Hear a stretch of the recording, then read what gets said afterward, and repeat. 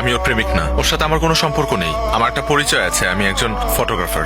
গত 3 দিন আগে ওর সাথে একটা ঘটনা ঘটেছে, খুব বাজে। সেটা হলো যে ও একজনকে ভালোবাসতো এবং সে ভালোবাসার মানুষের জন্য আসলে পালিয়ে গিয়েছে, কিন্তু দুর্ভাগ্যবশত ওর ভালোবাসার মানুষটি ওর সাথে অন্যায় করেছে, ওকে ছেড়ে চলে গেছে।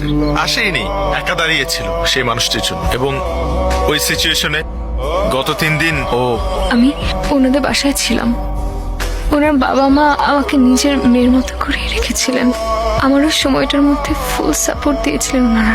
শুধু একটা রিকোয়েস্ট আপনাদের 4 জনের কাছে, ওকে না ওই আগের কথাটা আর মনে করিয়ে দিবেন না, ওকে কিছু বলবেন না, কারণ ও আবার আপসেট হয়ে যাবে। থ্যাঙ্কস ব্রাদার, তুমি আমার ফ্যামিলির জন্য যে কাজটা করছো সেটার জন্য আমার ফ্যামিলি সারা জীবন তোমার কাছে কৃতজ্ঞ থাকবে।